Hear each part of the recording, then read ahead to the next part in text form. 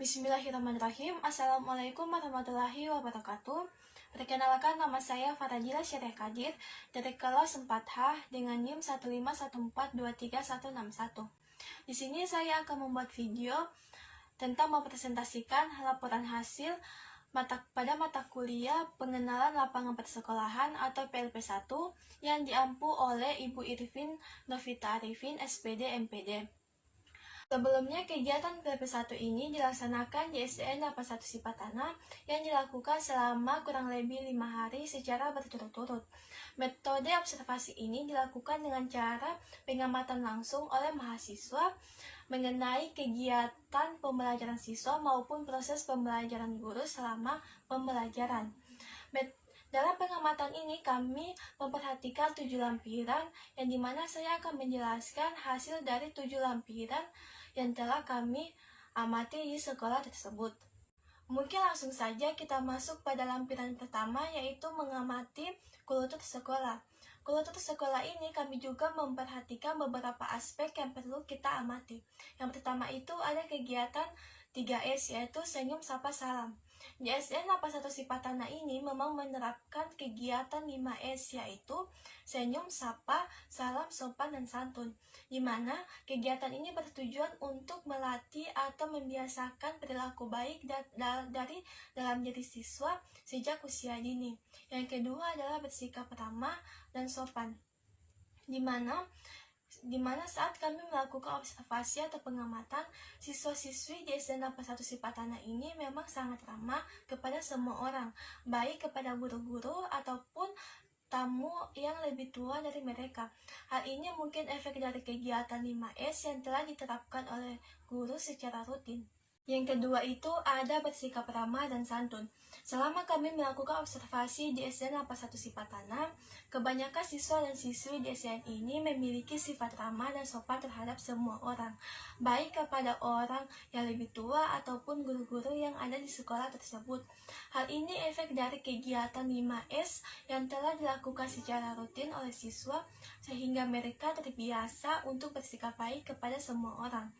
Yang ketiga itu melaksanakan ibadah bersama, di mana sekolah ini memiliki kebiasaan ibadah bersama, yaitu sholat duha. Sholat duha ini biasanya dilakukan setiap Jumat yang dilaksanakan di lapangan setiap pagi sebelum pembelajaran. Sebenarnya di sekolah ini memiliki musola, akan tetapi musola tersebut tidak cukup untuk menampung semua siswa untuk melaksanakan ibadah bersama.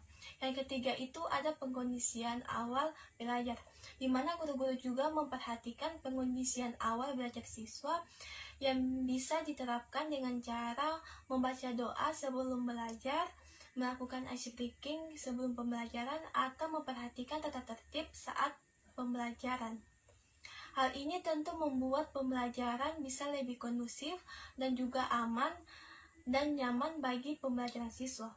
Selanjutnya ada anjuran kegiatan 5K, yaitu kebersihan, keamanan, ketertiban, keindahan, dan juga kekeluargaan. Di sekolah ini memang memperhatikan kebersihan dan keamanan sekolah dengan tujuan untuk menciptakan lingkungan belajar yang aman dan juga yang nyaman, di mana guru-guru juga selalu menerapkan kepada siswa untuk selalu membuang sampah pada tempatnya dan juga tidak melakukan keributan antar sesama siswa sehingga membuat sekolah kacau atau tidak aman. Selanjutnya ada penggunaan seragam sekolah. Sebagian besar siswa di sekolah ini menggunakan seragam sekolah dengan rapi dan juga memperhatikan aturan berpakaian di sekolah ini. Namun terlepas dari aturan yang ada di sekolah ini, ada beberapa siswa yang mungkin masih kurang rapi dalam berpakaian atau tidak mengenakan seragam sekolah sesuai dengan cara berpakaian di sekolah ini. Seragam sekolah ini juga memperhatikan seragam dari hari Senin sampai hari Jumat. Hari Senin itu menggunakan seragam putih merah, hari Selasa menggunakan seragam batik, hari Rabu menggunakan PMR atau putih-putih, hari Kamis menggunakan kerawang, dan hari Jumat menggunakan pramuka. Selanjutnya ada pelaksanaan disiplin peserta didik, di mana sekolah ini menerapkan tata tertib yang cukup ketat dan konsisten seperti siswa harus datang ke sekolah sebelum lonceng berbunyi. Hal ini bertujuan untuk meningkatkan disiplin bagi siswa dan juga mengajarkan kepada siswa untuk bisa selalu mengikuti aturan yang ada di sekolah ini. Selanjutnya ada pelaksanaan disiplin guru. Selain siswa, guru juga harus memperhatikan kedisiplinan yang ada di sekolah ini seperti disiplin datang tepat waktu dan juga tentang cara berpakaian yang sopan dan juga rapi. Hal ini bertujuan untuk memberikan contoh yang baik kepada siswa sehingga siswa lebih termotivasi untuk bisa lebih disiplin dalam semua waktu. Selanjutnya ada anjuran memanfaatkan waktu, di mana guru dan siswa harus memanfaatkan waktu dengan cara mengoptimalkan saat pembelajaran. Contohnya seperti siswa harus mengoptimalkan waktu saat pembelajaran agar mereka tidak tertinggal dalam proses pembelajaran. Sedangkan guru harus memanfaatkan waktu yang sebaik-baiknya dalam mengajar agar tidak mengganggu waktu istirahat siswa. Yang terakhir, ada terciptanya suasana belajar yang tenang dan juga nyaman. Dengan penempatan fasilitas yang baik dapat memberikan pengaruh yang besar terhadap kenyamanan dan ketenangan siswa dalam proses pembelajaran. Dengan kelas yang tertata rapi dan juga terdapat banyak hiasan-hiasan dinding yang sangat menarik, dapat menarik perhatian dan semangat siswa dalam proses pembelajaran. Selanjutnya saya akan menjelaskan lampiran 2 yaitu tentang struktur organisasi dan tata kerja.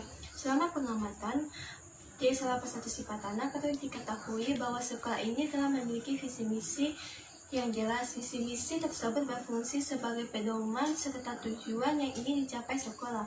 Walaupun visi misi telah diganti, namun dokumen cetaknya masih dalam bentuk dokumen sementara. Penyebarluasan visi dan misi kepada siswa biasanya dilakukan pada saat penerimaan siswa baru, meskipun dokumentasinya hanya terdapat di pihak guru ataupun kepala sekolah. Selanjutnya ada struktur organisasi sekolah yang telah tersedia dan terpampang di ruang guru. Selain itu, tugas masing-masing komponen dalam organisasi juga sudah terdeskripsi dengan baik meskipun dokumen tersebut hanya disimpan oleh guru atau pada operator sekolah. Dalam hal sarana, dia salah satu sifat tanah memiliki peralatan sekolah yang cukup memadai untuk menunjang kebutuhan guru dan siswa dalam proses pembelajaran. Media pendidikan seperti papan tulis, buku pembelajaran, dan LCD juga tersedia dalam mendukung proses belajar mengajar. Buku dan sumber pendidikan seperti buku paket dan LKS tersedia untuk membantu proses pembelajaran siswa. Bahan tulis pakai seperti pulpen, kertas, dan spidol juga tersedia dalam proses pembelajaran siswa. Guru-guru juga memperhatikan kenyamanan lingkungan fisik kelas sehingga tercipta suasana belajar yang kondusif dan menyenangkan. Dari aspek prasarana, sekolah ini dilengkapi dengan 2 ruang kelas yang dimana masing-masing kelas terdiri dari 1A dan 1B, begitupun sampai dengan kelas 6. Di sekolah ini juga memiliki ruang kepala sekolah, ruang guru, serta perpustakaan yang terletak sebelum ruang kepala sekolah. Namun, sekolah ini tidak tersedia ruang tata usaha karena administrasi dilakukan di ruang guru. Terdapat juga kantin sekolah yang menjual makanan berat maupun ringan, serta lapangan yang cukup luas untuk aktivitas siswa. Selain itu juga tersedia UKS di belakang perpustakaan, laboratorium, tempat sampah yang tersebar di beberapa titik, serta toilet atau kamar mandi untuk menunjang kebersihan dan kenyamanan siswa. Secara menyeluruh, SDN 1 Sipatana memiliki kelengkapan sarana dan prasarana yang cukup baik untuk mendukung kegiatan belajar mengajar siswa, meskipun terdapat beberapa catatan kecil seperti ketidakadaan ruang tata usaha yang berdiri sendiri. Selanjutnya, saya akan membahas tentang lampiran ketiga, yaitu tentang pengelolaan pendidikan. Dalam pengelolaan pendidikan terbagi menjadi beberapa bagian. Yang pertama, pengelolaan pendidikan terdapat beberapa bagian. Yang pertama pada bagian A, yaitu tentang pengelolaan kesiswaan. Pertama yaitu ada pedoman penerimaan peserta didik baru, yaitu sudah tersedia prosedur penerimaan peserta didik baru yang mencakup tahapan seleksi dan juga pengumuman. Namun dokumentasi ini hanya tersedia pada guru. Yang kedua itu ada pedoman orientasi peserta didik baru. Terdapat pedoman yang mencakup informasi tentang sekolah, peraturan, dan kegiatan ekstrakurikuler. Yang ketiga itu adanya pelaksanaan orientasi peserta didik baru. Kegiatan orientasi melibatkan kepala sekolah dan juga guru-guru. Dengan dokumentasi kegiatan ini hanya disimpan pada guru. Yang keempat ada dokumentasi presensi peserta didik. Presensi tercatat rapi dalam sistem arsip sekolah dan tersimpan pada masing-masing ketua kelas. Yang kelima, pelaksanaan organisasi sekolah, yaitu kegiatan ekstrakurikuler. Kegiatan ekstrakurikuler berjalan lancar dengan adanya guru pendamping. Yang keenam, adanya pelayanan peserta didik seperti bimbingan konseling, perpustakaan, dan koperasi siswa. Bimbingan konseling dilakukan oleh wali kelas pada masing-masing kelas, sedangkan layanan perpustakaan tersedia untuk meminjam buku bacaan kepada siswa. Yang ketujuh, adanya jadwal piket siswa di kelas. Setiap kelas memiliki jadwal piket siswa yang ditempel di dinding kelas. Bagian B yaitu tentang pengelolaan kurikulum. Yang pertama itu ada jadwal mengajar pendidik. Jadwal mengajar hanya tersedia untuk beberapa mata pelajaran seperti agama, olahraga, dan muatan lokal, sementara wali kelas menghandle pelajaran lainnya. Yang kedua ada jadwal kegiatan ekstrakurikuler. Jadwal ekstrakurikuler terdokumentasi baik di guru pembimbing dan operator sekolah. Bagian C yaitu tentang pengelolaan Pancasila. Yang pertama itu ada daftar urutan kepangkatan tenaga pendidik. Tersedia dan terletak di ruang kepala sekolah, akan tetapi dokumen ini hanya tersedia pada panduan sekolah. Yang kedua, daftar urutan kepangkatan administrasi juga tercatat dalam panduan sekolah dan dokumentasi internal. Yang keempat, yang bagian D adanya pengelolaan keuangan. Yang pertama itu adanya papan informasi keuangan. Dulunya tersedia papan informasi keuangan, tetapi papan kini sudah tidak terbaca lagi karena usianya sudah sangat tua. Yang kedua ada sumber pendanaan sekolah. Dana berasal dari pemerintah melalui dana BOS. Bagian E yaitu tentang pengelolaan hubungan masyarakat dan sekolah. Yang pertama itu adanya sistem penyampaian informasi, di mana sekolah ini tersedia papan pengumuman, namun saat ini kosong karena akibat. Bagian terakhir atau bagian F terdapat pengelolaan sarana dan prasarana. Dalam daftar inventarisasi sekolah, di mana inventaris sekolah ini hanya tercatat di sistem Dapodik tanpa bukti fisik di sekolah. Sedangkan daftar inventaris sarana dan prasarana di kelas sebelumnya ada namun hilang saat dilakukan renovasi di kelas. Di sini saya akan menjelaskan lampiran keempat yaitu tentang tata tertib dan peraturan sekolah. Pada hasil pengamatan yang dilakukan di sekolah ditemukan bahwa penerapan tata tertib sudah berjalan dengan baik, yang terlihat dari beberapa aspek berikut. Yang pertama itu ada tata tertib sekolah. Tata tertib sekolah tersedia dan dipasang di area yang strategis, tepatnya di samping ruang kepala sekolah. Tata tertib ini dipajang dengan jelas sehingga mudah terlihat oleh seluruh guru-guru ataupun siswa. Yang kedua ada tata tertib kelas. Setiap kelas memiliki tata tertib tersendiri yang dipajang di dinding masing-masing kelas. Hal ini bertujuan untuk mengingatkan siswa secara langsung tentang aturan-aturan yang harus dipatuhi selama berada di dalam kelas. Yang ketiga ada tata tertib guru. Tata tertib guru juga tersedia dan terletak di ruang guru. Hal ini bertujuan untuk mengingatkan kepada guru bahwa tidak hanya siswa namun para guru juga memiliki pedoman dalam beraktivitas di lingkungan sekolah. Yang keempat yaitu tata tertib siswa. Selain itu, tata tertib khusus siswa juga ada di kelas masing-masing dan biasanya disepakati bersama dan dikenal juga dengan istilah kesepakatan kelas. Hal ini dapat membangun rasa tanggung jawab siswa terhadap aturan yang telah berlaku. Yang kelima yaitu pemberian sanksi terhadap pelanggaran tata tertib. Sekolah menerapkan pemberian sanksi terhadap siswa yang melanggar tata tertib. Guru juga memegang peranan penting dalam mengawasi kedisiplinan siswa. Hal ini bertujuan untuk menumbuhkan kesadaran dan tanggung jawab siswa terhadap aturan yang telah ditetapkan. Yang keenam, adanya pendampingan pelaksanaan tata tertib. Pelaksanaan tata tertib tidak hanya dibiarkan berjalan sendiri saja, melainkan disertai pendampingan oleh guru secara aktif dan mengamati serta membimbing siswa agar tetap mematuhi tata tertib yang telah ditetapkan. Di sini saya akan menjelaskan lampiran kelima, yaitu tentang pengamatan pada kegiatan-kegiatan seremonial di sekolah. Pada hasil pengamatan di sekolah ditemukan bahwa pelaksanaan kedisiplinan dan partisipasi dalam berbagai kegiatan berjalan dengan baik. Dalam aspek ketepatan waktu mengikuti upacara bendera atau rapat, guru-guru sangat memperhatikan kehadiran tepat waktu. Siswa terlihat hadir tepat waktu saat upacara berlangsung di lapangan sekolah.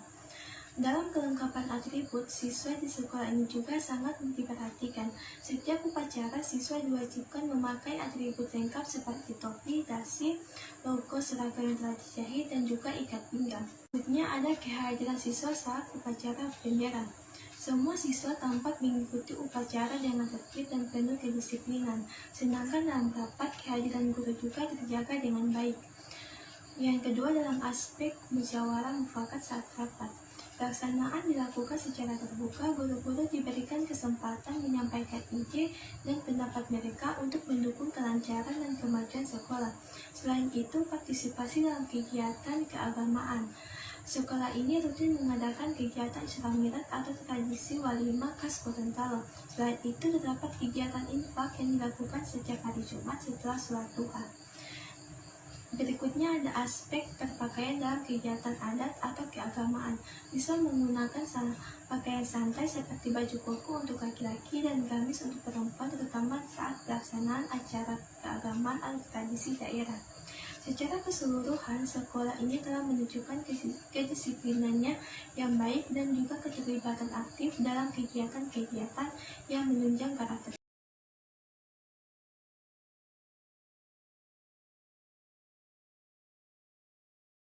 Berdasarkan hasil pengamatan, diketahui bahwa kegiatan ekstrakurikuler di sekolah ini berjalan dengan baik dan juga terorganisasi.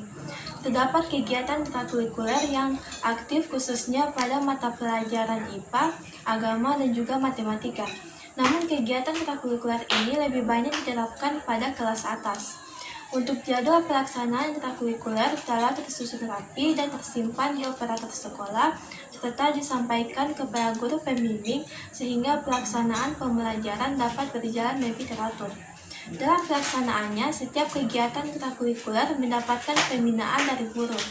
Guru-guru yang bertugas sebagai pembina adalah mereka yang memiliki kompetensi dan penguasaan terhadap pembelajaran yang dibina, khususnya pada mata pelajaran IPA dan juga matematika.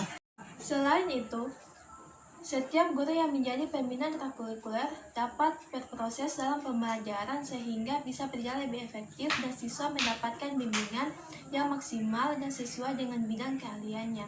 Yang tidak kalah penting yaitu seluruh peserta didik juga ikut berpartisipasi aktif dalam mengikuti kegiatan ekstrakurikuler yang dilaksanakan. Hal ini menunjukkan tingginya partisipasi siswa dalam program-program yang dirancang oleh sekolah.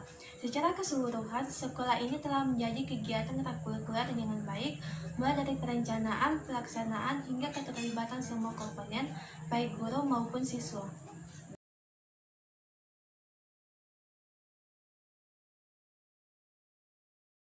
Berdasarkan hasil pengamatan, dapat diketahui bahwa kegiatan ekstrakurikuler di sekolah ini sudah berjalan dengan baik dan juga terstruktur. Di sekolah ini terdapat berbagai kegiatan ekstrakurikuler yang melibatkan siswa dalam beragam aktivitas seperti lomba berbicara, puisi, vokalia, olahraga, dan kegiatan kepramukaan. Kegiatan ini bertujuan untuk mengembangkan bakat serta minat siswa di luar kegiatan akademik. Adapun jadwal pelaksanaan ekstrakurikuler yang tersedia dan tersimpan dengan baik di operator sekolah. Hal ini menunjukkan bahwa kegiatan ekstrakurikuler diatur secara sistematis untuk memastikan kelancaran pelaksanaannya. Dalam pelaksanaan kegiatan tersebut terdapat pembinaan ekstrakurikuler yang diberikan kepada siswa. Pembinaan ini bertujuan untuk meningkatkan kemampuan siswa dalam bidang yang mereka ikuti, serta membimbing mereka dalam mengembangkan keterampilan non-akademik. Setiap kegiatan ekstrakurikuler dibimbing oleh para guru pembina. Guru-guru ini bertugas untuk mendampingi siswa, memberikan arahan, dan juga memastikan bahwa tujuan dari setiap kegiatan tercapai dengan baik. Selain itu, setiap peserta didik diberikan kesempatan untuk mengikuti kegiatan ekstrakurikuler sesuai dengan kegiatan dan minat masing-masing. Ini menciptakan suasana yang inklusif dan memberikan ruang bagi siswa untuk berkembang secara optimal. Secara keseluruhan, kegiatan ekstrakurikuler di sekolah ini berjalan dengan baik dan didukung dengan perencanaan, pembinaan, dan keterlibatan aktif baik dari guru maupun siswa.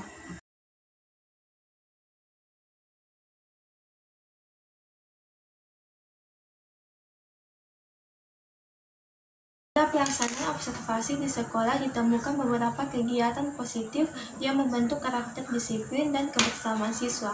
Sebelum memulai proses belajar mengajar, para siswa rutin melakukan kegiatan berbaris. Mereka berbaris dengan rapi sebelum masuk ke dalam kelas. Selain itu, kegiatan tambahan seperti literasi, senam bersama di hari Jumat, serta kerja bakti juga yang dilaksanakan. Hal ini dapat menunjukkan upaya sekolah dalam membiasakan siswa untuk aktif dan juga teratur. Keterlibatan siswa dalam menjaga kerapian dan kebersihan juga sangat diperhatikan. Guru-guru di sekolah ini memberikan perhatian penuh terhadap kelengkapan seragam siswa, kebersihan pakaian dinas atau PD, kerapian rambut, dan kebersihan kuku. Hal ini mencerminkan kedisiplinan yang dibentuk sejak dini untuk menciptakan lingkungan sekolah yang bersih dan juga sehat. Dalam hal etika dan sopan santun, sekolah menanamkan budaya 5S. Ya, para siswa juga terbiasa mencium tangan guru sebagai bentuk tanda penghormatan serta memperlihatkan sikap sopan terhadap sesama teman atau orang yang lebih tua. Kesadaran akan keberhasilan juga terlihat dari kebiasaan siswa dalam membuang sampah pada tempatnya. Siswa ini dapat menunjukkan tingkat kesadaran tinggi untuk menjaga lingkungan sekitar agar tetap bersih dan juga nyaman.